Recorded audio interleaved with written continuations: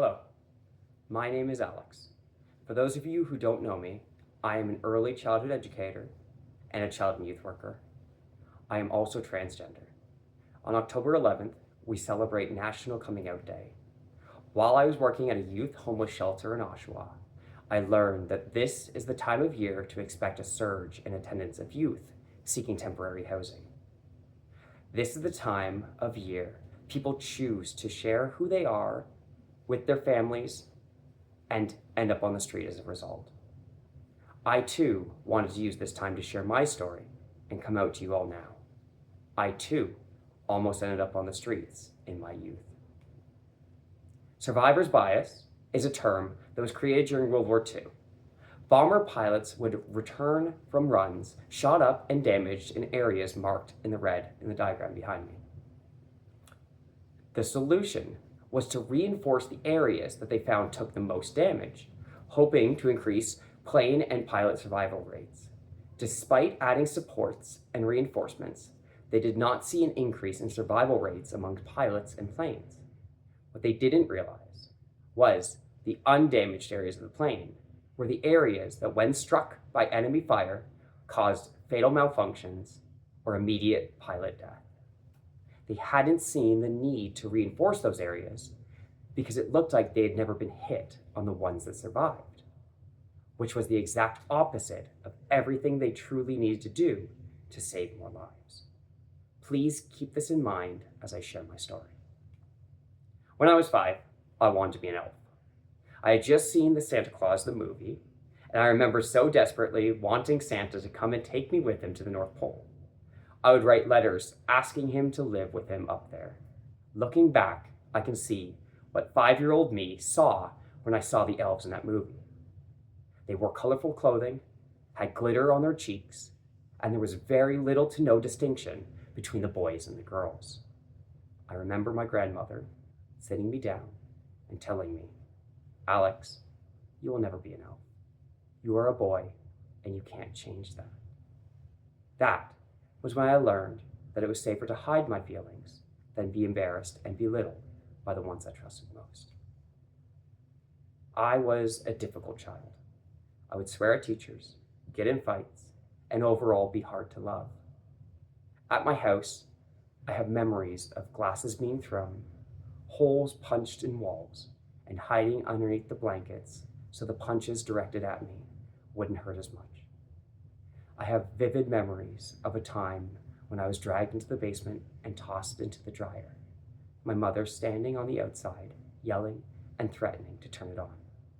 I remember cold winter nights when I was thrown out in my pajama pants and t-shirt for hours at a time, and huddled by trees for warmth until I was let back in.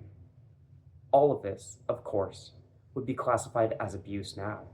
At the time, though, I was told it was my fault and that I was the problem. So needless to say, my formative years were very formative. Despite all this, I had hopes and dreams of what life could be.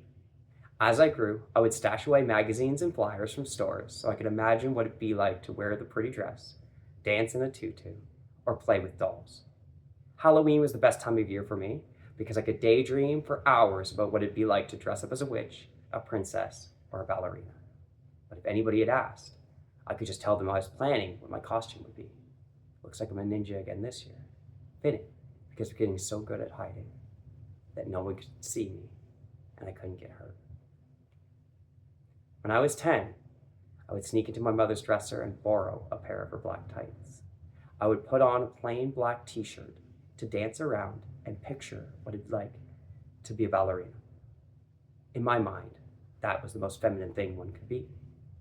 One day, I was in my room, dancing and twirling, when I heard my mother come up the stairs. I quickly jumped into bed and held the sheets tight over my chest. I was terrified of what might happen if she found out. She opened my door and demanded to know why I was in my bed in the middle of the day. I told her that I was feeling sick, but she was so good at seeing through my lies. She told me to pull back the blankets to show her what I was hiding. I refused. She grabbed the bed sheets and ripped them off. There I lay, my awkward 10-year-old body in her tights and t-shirt. "What the fuck are you wearing?" she yelled at me angrily and judgmentally. But I was ready this time. I rushed to my closet where I had cardboard cutouts of armor pieces ready to go. I explained that it was all for a costume I was making of a character that wears tights under his armor, saved again by costumes. When I was 11, I was getting better at hiding and better at finding safety in isolation. I would no longer risk trying on my mother's clothing while my family was home, which meant I had to seize every moment when I could when I was alone. One time, I was home alone and again in my mother's room. I was in a bra, tights, and one of her dresses. I locked the bathroom door just in case and tried lipstick on to see how it felt.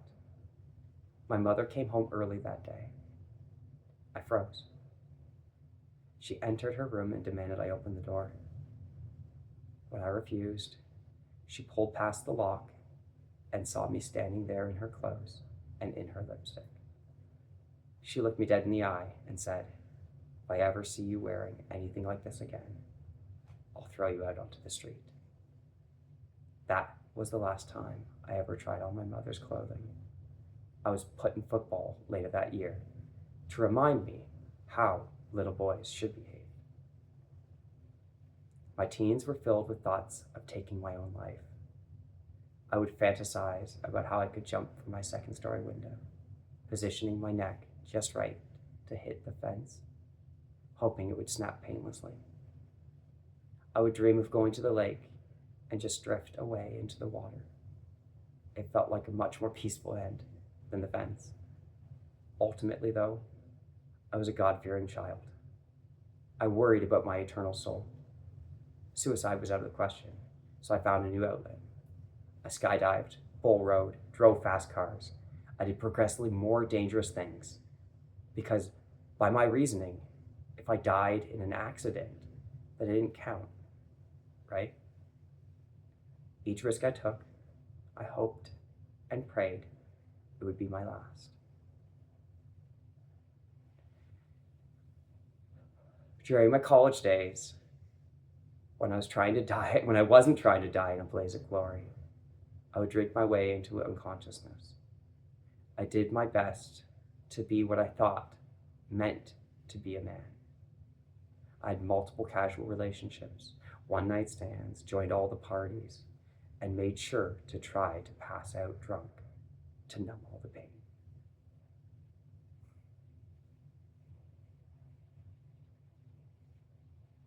At 27, I finally made up my mind. This is the spot where my story should have ended. I will never forget the drive to the lake that night. I was finally ready.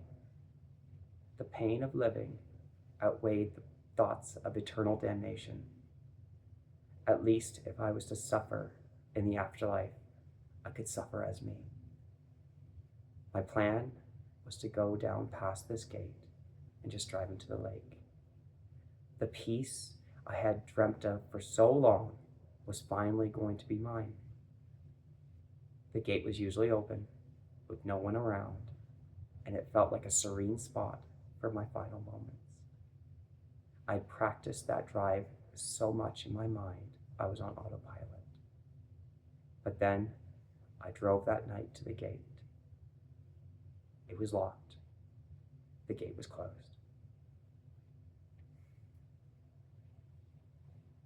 The gate was locked and closed. That small bump in my plan was enough to stop me, to shake me out of my autopilot-like trance. I sat trembling in my car and called a helpline. They talked to me until I made it to the hospital. If that gate had been open, the headlines the next morning would have read, 27-year-old man dies in lake.